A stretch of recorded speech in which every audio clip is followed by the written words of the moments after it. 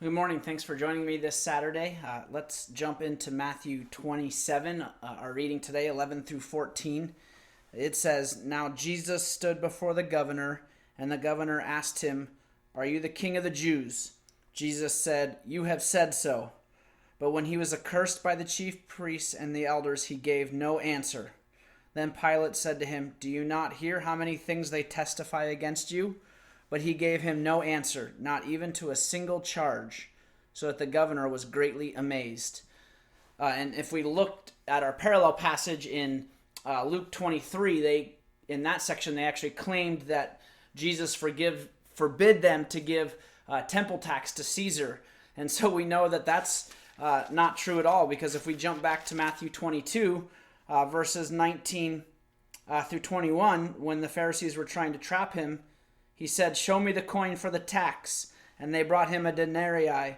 And Jesus said to them, "Whose likeness and inscription is this?" They said, "Caesar's." Then he said to them, "Therefore render to Caesar the things that are Caesar's, and to God the things that are God's." And so even in their accusations, they're making up stuff, and we know this from other passages too. So they're making up false claims about Jesus to try to get him in trouble so they can kill him. And it even contradicts what we see earlier in Scripture.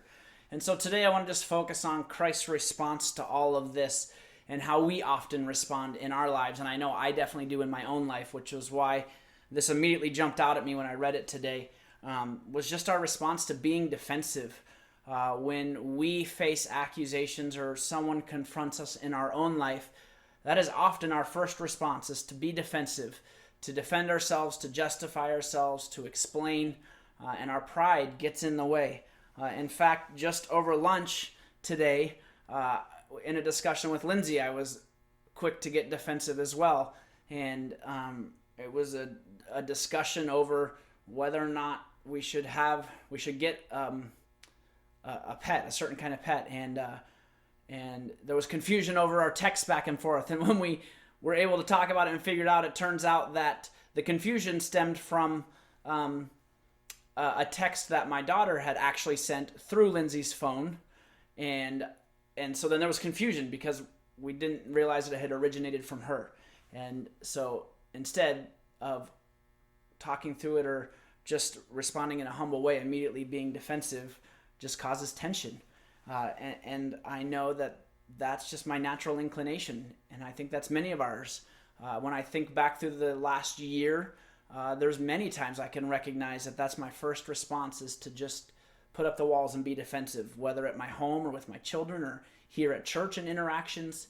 And so why is that? Why is it that our pride steps in the way and gets us into trouble? And so when we see here, Jesus responded, it says he gave no answer, which is pretty amazing because these accusations are false. Jesus certainly could have calmly just refuted them. He could have just said, "Well, that's not true. Remember back here when I told you give to Caesar what is Caesar's," or that's not a true statement. But instead he gave no answer. He had no need to defend himself.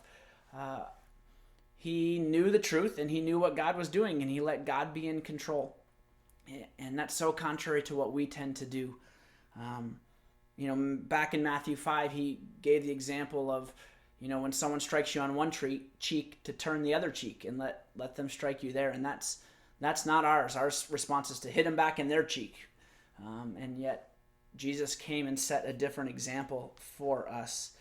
If we go to Colossians 3, which is the exact same passage I was looking at with you the other day, it's funny how God can bring a passage and you can spend a number of days on it. And I turned out to use this passage even with Zoom this week with the teenagers.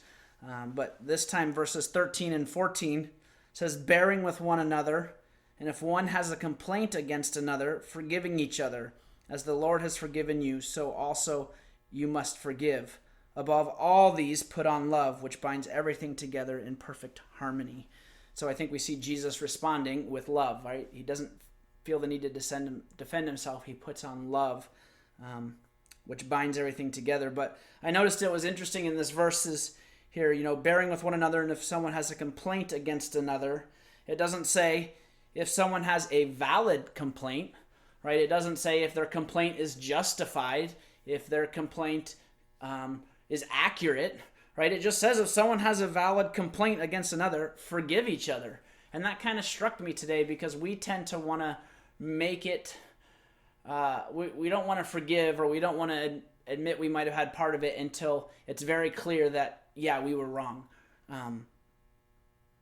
And that's not at all what Jesus did. Jesus immediately was just silent and patient and let God be in control.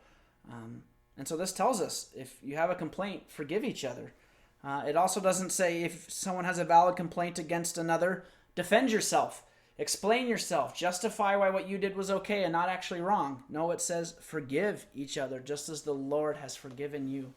And so it's just things that I'm wrestling with in my own life anyway, and recognize as a tendency that I have and a flaw in my own life that I have been working on and striving towards and aware of. And so even just as I think about that, then I notice it here in Scripture, and so it challenges me and brings it to the front of my mind to share with you. And so let us follow Christ's response.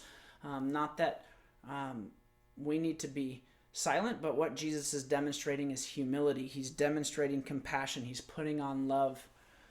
And this is different than, I think it's 1 Peter, where it tells us to always be ready to give a defense of the truth that's within you. That's not defending ourselves against an accusation. That's being ready to share the gospel with someone, to being able to explain who Jesus is in our lives. And so just to finish up, Luke 6, 43 through 45 says, "For no good tree bears bad fruit, nor again does a bad tree bear good fruit, for each tree is known by its own fruit. For figs are not gathered from thorn bushes, nor are grapes picked from a bramble bush. The good person out of the good treasure of his heart produces good, and the evil person out of his evil treasure produces evil. For out of the abundance of the heart his mouth speaks." And I love that verse. Out of the abundance of his heart his mouth speaks. And so what does our mouth speak when someone brings an accusation to us, when there's a disagreement or a misunderstanding? What is the first words out of our mouth? Because that's going to come out of the overflow of the heart. And so I know in my heart that I need to continue to be more compassionate and empathetic and loving and more like Jesus. And I hope that you can be as well. That is a way that we can represent Jesus well to the world around us, is the way that we respond to criticism or to disagreements, that we would be like Jesus and have compassion and love for the world around us. Thank you so much for joining me today. I hope you have a great rest of your Saturday. God bless.